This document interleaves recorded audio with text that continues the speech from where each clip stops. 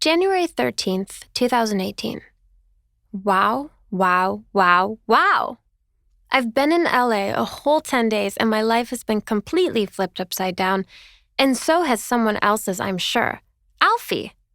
It is the age of Alfie. So you already know, I've been speaking to him a lot through text and DMs, and when I got back to LA, we wasted no time to meet up. I'll just go ahead and describe each day. Day 1. At Tenants of the Trees, we got drinks. Just sat talking, and before you know it, I was kissing him on the neck and on his ear. I don't know what came over me. I had zero regard for anything. After, we got Korean barbecue. This was at like 2 a.m. We were so drunk. We went back to his place, the one he shares with his girlfriend who's still in Europe, coming back today. Yeah, I know, pretty terrible. We had sex on their bed. I slept on her pillow. The guilt never reaches me until around 2 p.m. on these kind of days. But it wasn't one of those hookups that happen only once.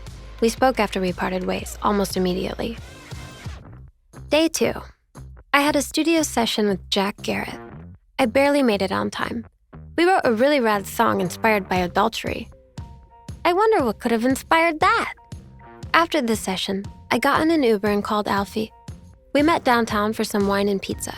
He wanted to come over after, but honestly, I was too embarrassed to allow him to be at my place that has no kitchen and a $100 IKEA bed. I just don't want to give him the opportunity to judge that side of me just yet.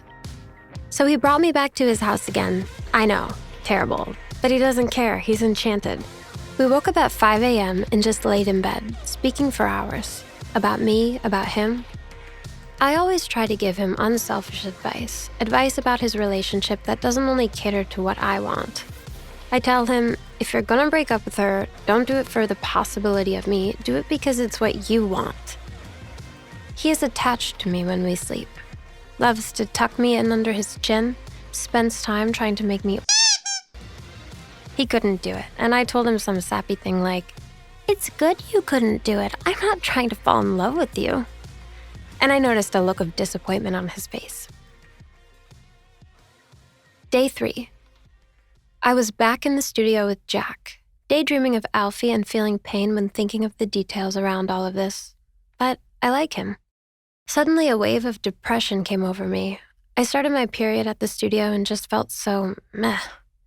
Alfie wanted to hang out again, 3rd day in a row, and I agreed to. It's like we knew his girlfriend would be back soon, and we just agreed that we'd see each other every other night before her return.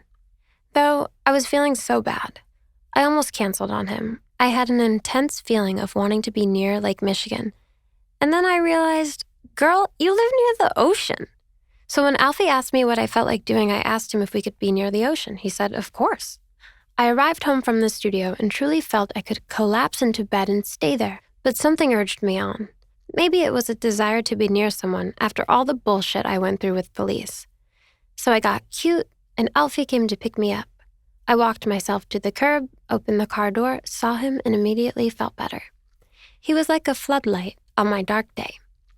So I climbed into his car, and he was asking me about my day, my life, listening, and truly, genuinely wanting to know more about me. When we got to Venice, we parked and walked down the pier.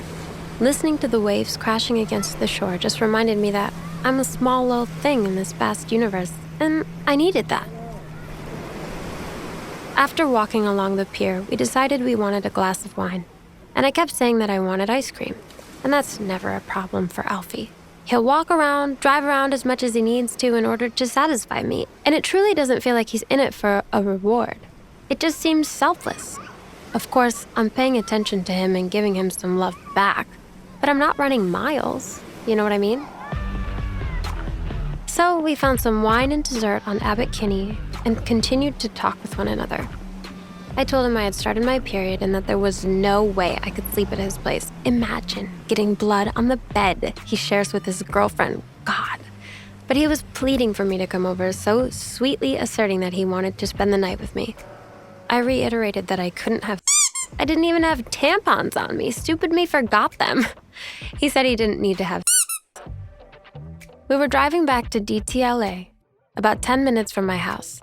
I was looking at him, and I don't know what came over me. I said, okay, turn around, let's go to your place. He was a tiny bit like, really? You couldn't have said this before we passed my exit? But mostly he was just happy, and like Alfie does, he turned around without question. He spent no time complaining. We got back to their place and made our way to bed. There was a very rom-com-like moment while we were climbing into the bed. Me in his briefs and t-shirt, him sipping water from a plastic bottle. I jumped up suddenly and knocked the bottle from his hands, smiling. His face was in disbelief. He climbed on top of me and held me down, tickling and threatening in a teasing way. I was laughing so hard, I could see his eyes. He was truly admiring me. I think that's when I became aware that this may actually be something. He drove me home the next morning, and the following night, we got together for one last drink. He was a little on edge, considering his girlfriend would be back the next day, but if anything, he seemed even more infatuated with me.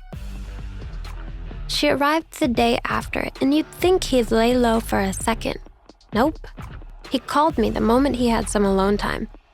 It made my heart skip a beat. I thought for a second that it was his girlfriend calling to investigate. XO Sin.